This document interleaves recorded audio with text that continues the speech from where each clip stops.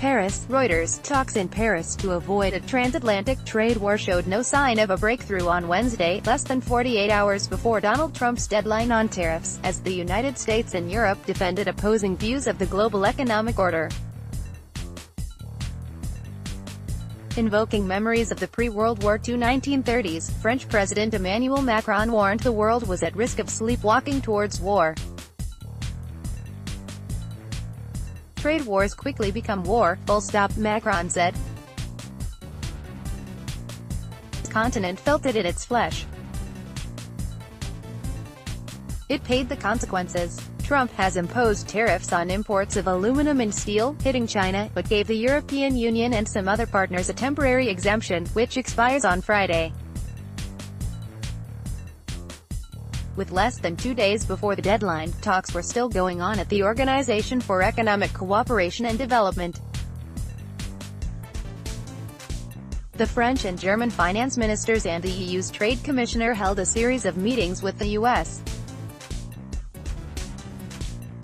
Commerce Secretary Wilbur Ross, a French presidential advisor, said U.S. tariffs were very likely. Mission pointed to EU trade chief Cecilia Malmström's comment on Tuesday that she expected some sort of U.S. measures to cap EU exports. French Finance Minister Bruno Le Maire and German counterpart Peter Altmaier told journalists the European response would be united and firm. "We are prepared to react in a united and clear way whatever the decision of the president," Altmaier said.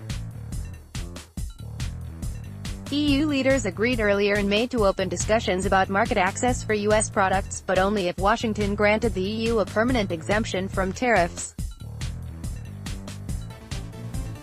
Ross said the two should still negotiate even if the United States imposed tariffs on metals, without revealing whether that was Washington's plan. "There can be negotiations with or without tariffs in place. There are plenty of tariffs the EU has on us," Ross told the panel. China, he said, had continued to negotiate even after getting hit by tariffs.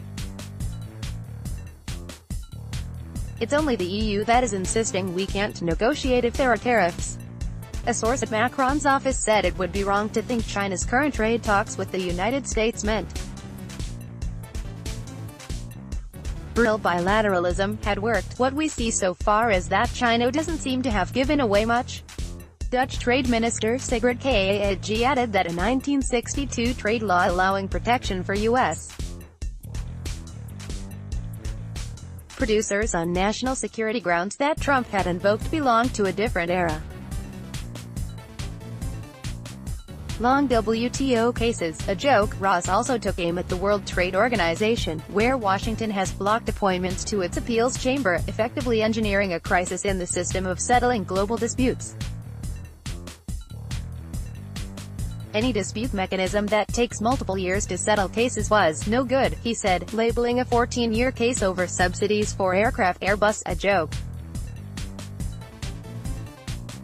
He also said that in many multilateral organizations, people had substituted conversation for action.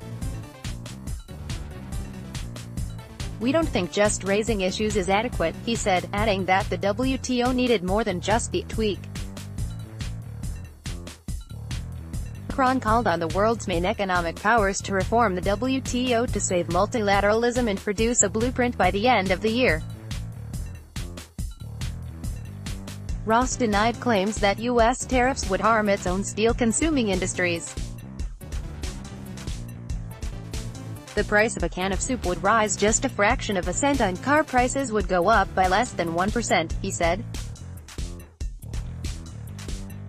File photo, U.S. Commerce Secretary Wilbur Ross, a member of the U.S. trade delegation to China, returns to a hotel in Beijing, China, May 3, 2018. Reuters, Jason Lee, "The sky has not fallen in the United States since we put the tariffs on. It hasn't fallen and it won't," he said. Reporting by Philip Blenkinsop and Michelle Rose, editing by Mark Heinrich, Larry King. Standards. The Thomson Reuters Trust Principles.